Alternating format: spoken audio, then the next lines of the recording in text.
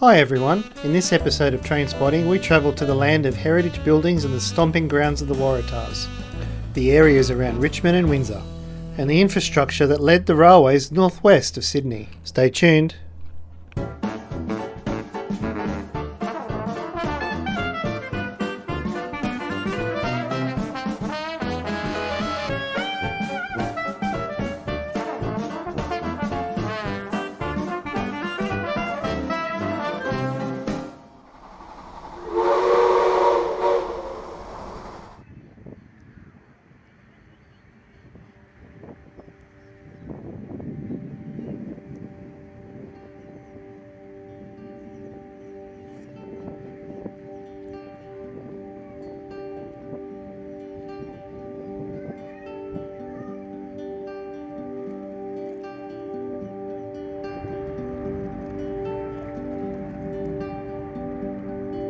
The Richmond line was opened in 1864 as a rural branch line after the residents of Richmond and Windsor petitioned the government, and also due to the area's success as a farming district. Richmond Station's present brick structure was built in 1881. The line actually was extended to Kurrajong in 1926, but this section was closed in 1952 due to a landslide.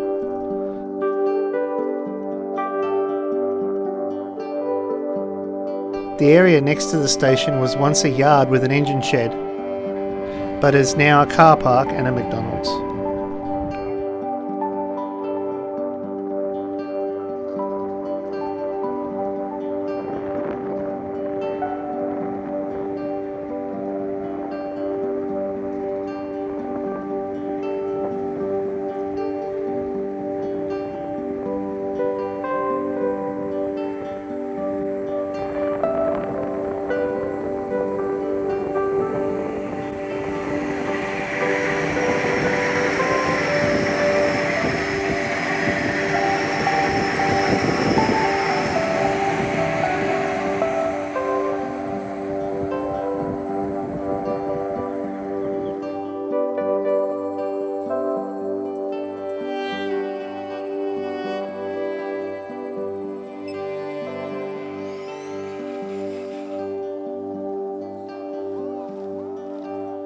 East of Richmond is Clarendon.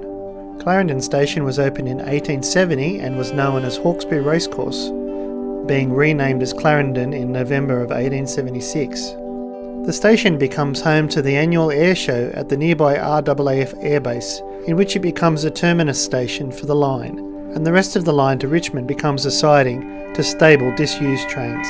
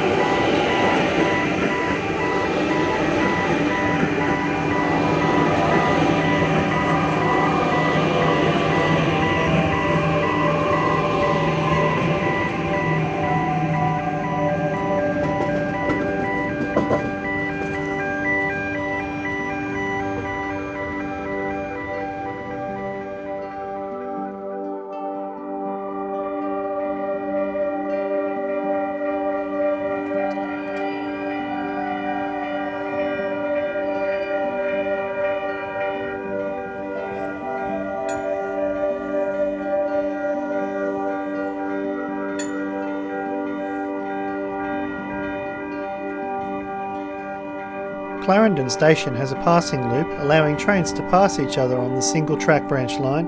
It also allows the station to have two platforms.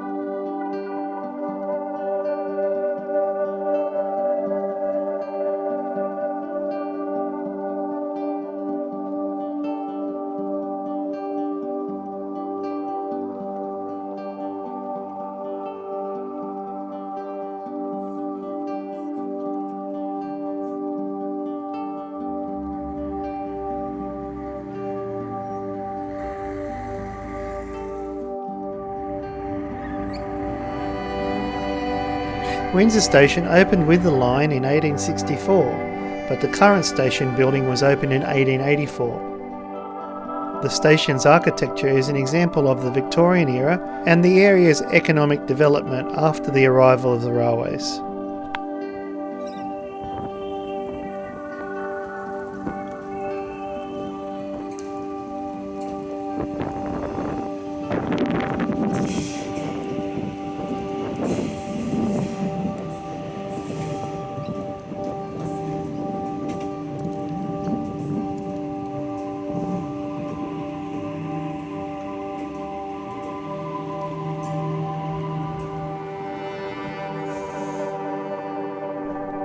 Windsor Railway Station is of state significance as one of the stations built during the major upgrade works along with the Richmond line in the 1880s.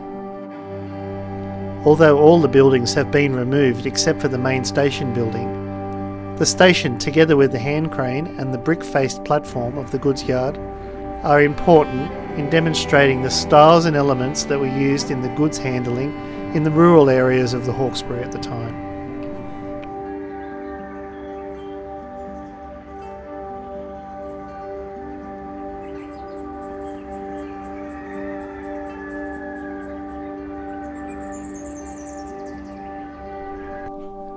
Mulgrave Tank was located on a 400-metre timber viaduct over South Creek, between Mulgrave and Windsor stations. The viaduct was first opened in 1864 and then upgraded in 1876 to take heavier rolling stock. The viaduct featured a water tank for the steam locomotives, and it had a steam pump to pull water directly from the creek below.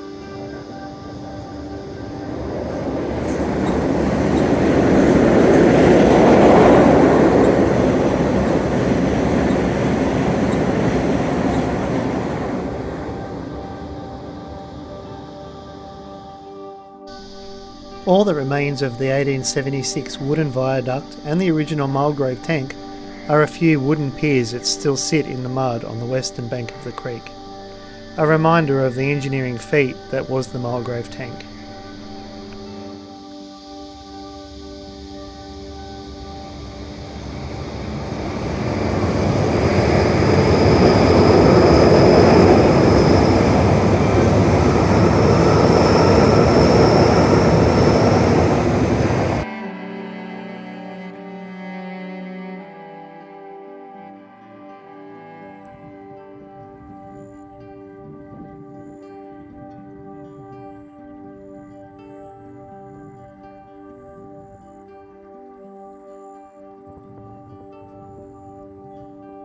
The current Rickabys Creek Viaduct was built in the 1980s, but originally was a wooden viaduct to cross the floodplain and the pasture areas of the Rickabys Creek.